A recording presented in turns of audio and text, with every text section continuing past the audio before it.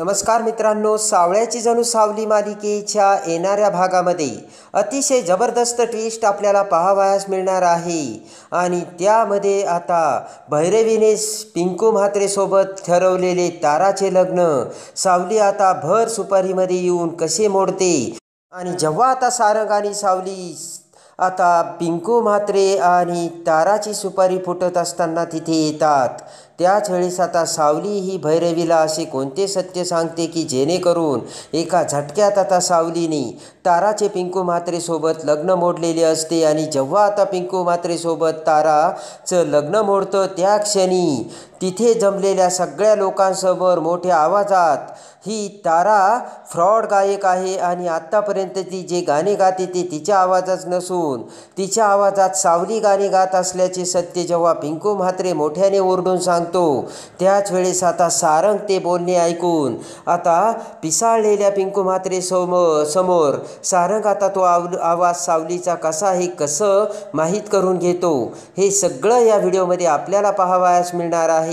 एकाच वेळेस सावलीचा आवाज सारंग समोर येऊन पिंकू म्हात्रे सोबत ताराचं लग्न मोडत सोहम आणि तारा पुन्हा कसे नव्याने एकत्र येतात आणि तिलोत्तमाला लग्नासाठी नकार देणाऱ्या भैरवीच्या कशा चिंधड्या उडतात, हे सगळे या व्हिडिओमध्ये आपण बघूयात.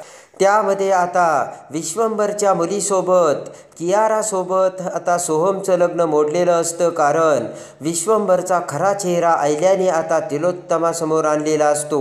इकडे मात्र त्याच वेळेस एक भयानक घटना घडलेली असते आणि भैरवीने आता सावलीचा आवाज लपवण्यासाठी आणि पिंकू म्हात्रेला जे सत्य होतं ते सत्य लपून ठेवण्यासाठी आता पिंकू म्हात्रेसोबत तिच्या मुलीचं म्हणजे ताराचं लग्न ठरवलेलं असतं. आणि ठरल्याप्रमाणे आता इकडे पिंकू म्हात्रेने आता सुपारीसुद्धा त्या फोडण्यासाठी मुहूर्त काढलेला असतो आणि आता भैरवी समोर काहीही पर्याय उरलेला नसतो. इकडे आता आपलं लग्न पिंकू म्हात्रेसोबत ठरलं आणि पिंकू म्हात्रेसोबत आता आपली सुपारी आहे हे कळताच ताराच्या काळजाचा ठोकाच चुकलेला असतो. आणि आता काय करावं, या पिंकूसोबत जर आपलं लग्न झालं तर आपला प्रेमाचा सोहम आपल्याला काही मिळणार नाही असे म्हणत आता तारा हाय मोकलून रडू लागते. ताराला काय करावं नाही काय नाही ते काहीच कळत नसतं आणि अखेरीस आता तारा ही सोहमला कॉल करते आणि आता रडतच तारा सोहमला म्हणते की अरे सोहम, तू तरी काहीतरी कर, कारण माझं लग्न त्या पिंकू म्हात्रेसोबत लावायला निघाली आई आणि उद्या आमची सुपारी आहे. ते ऐकताच आता सोहमच्या काळजाचा देखील ठोका चुकलेला असतो. भैरवीने ताराची सुपारी फोडण्याचा कार्यक्रम उद्या ठेवल्याचे आता सोहमला कळता क्षणी सोहम आता ताराला समजावतो. सोहम म्हणतो की तारा, तू काही काळजी करू नकोस, मी बघतो काहीतरी करतो आणि तू अजिबात टेन्शन घेऊ नकोस. तर तारा रडतच असते आणि सोहमने फोन ठेवलेला असतो आणि ते सगळं बोलणं आता समोर उभी असलेली सावली ऐकते. फोन ठेवता क्षणी आता सावली इकडे आता सोहमला म्हणते, काय झालं सोहम भाऊजी. तेव्हा आता सोहम म्हणतो की पिंकू म्हात्रेसोबत भैरवीने ताराची सुपारी फोडण्याचं ठरवलंय, उद्या त्यांचा सुपारीचा कार्यक्रम आहे. ते ऐकताच आता सावलीला देखील धक्का बसलेला असतो आणि लगेचच आता सावली सोहमला म्हणते की तुम्ही एक काम करा, तुम्ही आता आपल्याकडे वेळ नाही आहे, डायरेक्टली तुम्ही तिलोत्तमा मॅडमसोबत बोला आणि तुमचं तारावरती प्रेम आहे ही कबुली आता तुम्हाला तिलोत्तमा मॅडमला द्यावाच लागणार आहे. सोहमची आता डेअरिंग होत नसती. सावली म्हणते, हे बघा, कधी ना कधी तुम्हाला हे सांगावंच लागणार होतं सोहम भाऊजी, तुम्ही आता हीच वेळ आहे ती आणि पुढे काय होतंय ते आपण बघूयात. तर आता पटकन सोहम हा तिलोत्तमाकडे आलेला असतो. सोहम म्हणतो की आई, मला तुझ्याशी काहीतरी बोलायचं आहे.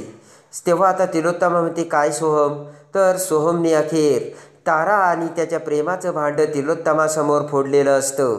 सोहम म्हणतो की आई, माझं तारावरती खूप प्रेम आहे, आम्ही दोघंही प्रेम करतोय आणि त्या भैरवीजीने ताराचं लग्न बळजबरीने त्या पिंकू म्हात्रेसोबत ती लावायला निघाली, तेव्हा काहीही करून हे लग्न थांबव आई, आता सगळं तुझ्याच हातात आहे.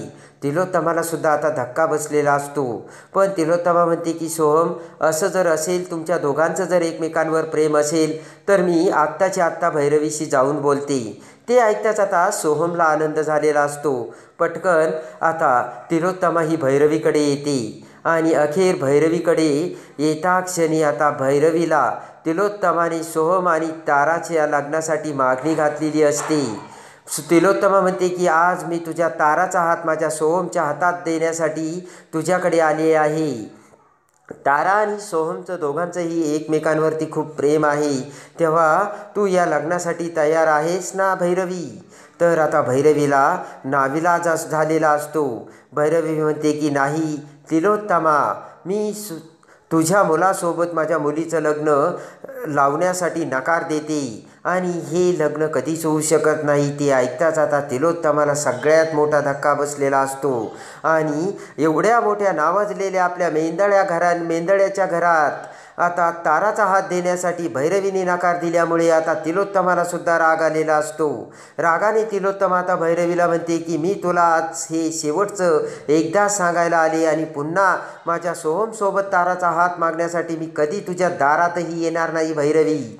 भैरवी म्हणते की रस्ता मोकळा आहे तिलोत्तमा आणि राग येऊन तिलोत्तमा तिथून निघून गेलेली असते. एका झटक्यात भैरवीने आता सोहम ताराच्या लग्नासाठी नकार दिलेला असतो आणि तिलोत्तमाला मोकळ्या हाताने पुन्हा परत पाठवलेले असते. इकडे आता तिलोत्तमा सगळी हकीकत आता सोहमला सांगते. सोहमला मोठा धक्का बसलेला असतो आणि आता सोहम समोर ताराचं लग्न मोडायचं कसं याचा मोठा प्रश्न उभा राहिलेला असतो. इकडे आता सावली म्हणते की हे बघ सोहम भाऊजी, तुम्ही काही काळजी करू नका. आणि पटकन आता सावली ही सारंगकडे येते आणि सावली म्हणते की सारंग सर, आपल्याला ताबडतोब पिंकू आणि ताराच्या सुपारीच्या कार्यक्रमाला जायचे आणि काहीही करून तो कार्यक्रम थांबवायचा आहे. इकडे आता सावली ही सारंगसोबत तिथे आलेली असते. तर इकडे आता दोघेही तारा आणि पिंकू म्हात्रे सुपारी फोडण्यासाठी चौरंगावर बसलेले असतात. सगळे पाहुणे मंडळी आलेले असतात आणि गुरुजी देखील आता मंत्र म्हणून सुपारी फोडणार असतात. तर त्याच वेळेस आता सावली ही भैरवी समोर येते. सावली भैरवीला म्हणते की माई, तुम्ही हे लग्न करू नका. तर भैरवी म्हणते की तू मला ही सांगणारी कोण? तर लगेच आता सावली म्हणते की जर तुम्ही ताराचं लग्न या पिंकू म्हात्रेसोबत लावून दिलं तर यापुढे मी तारासाठी एकही गाणं गाणार नाही आणि हा माझा शेवटचा निर्णय असेल. ते ऐकताच भैरवी ताडकन उठून उभा राहते आणि भैरवीला धक्का बसलेला असतो. पण आता वेळ निघून चाललेली असते आणि इकडे आता भैरवीकडे बघत आता भैरवीला सुद्धा काही करावे काय नाही सुचत नसते आणि अखेर भैरवी नाविलाजाने पिंकू म्हात्रेसोबत ताराचं लग्न थांबवते. त्याच वेळेस आता पिंकू म्हात्रेला राग येतो आणि पिंकू म्हात्रे म्हणतो की मी काय करणार आहे, जर लग्न मोडलं तर तुम्हाला चांगलंच माहिती आहे भैरवीजी.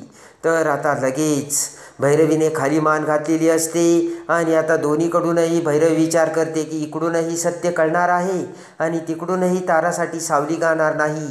तेव्हा भैरवीकडे आता काही इलाज नसतो. तर ताबडतोब आता पिंकू म्हात्रे मोठ्याने ओरडत त्या लोकांना सांगतो की ही तारा एक फ्रॉड मुलगी आहे आणि ही तिच्या गाण्यासाठी दुसऱ्या मुलीचा वापर करून घेते. तारा जे गाणं गाते तो आवाज तिचा नसून तो आवाज आता सावलीचा असल्याचे सत्य पिसाळलेल्या आता पिंकू म्हात्र्याने लाल बुंद होत सगळ्यांसमोर आणलेला असतो आणि तो आवाज ऐकताच आता सारंगला मोठा धक्का बसलेला असतो आणि ताराच्या आवाजात सावली गाणं गात असल्याचं सत्य पिंकू म्हात्रेने सारंग समोर आणताच आता सारंग एकदम आनंदून गेलेला असतो. तर आता सावलीच्या आवाजाचे सत्य सारंग समोर येऊन आता सारंग हा आता काय करणार आणि सोहम आणि ताराचं सावली कसे लग्न लावून देणार हे बघण्यासाठी आणि सावळ्याची जणू सावली मालिकेच्या डेली अपडेटसाठी बेल नोटिफिकेशनवर क्लिक करून आपल्या चॅनलला लाईक करा, सबस्क्राईब करा.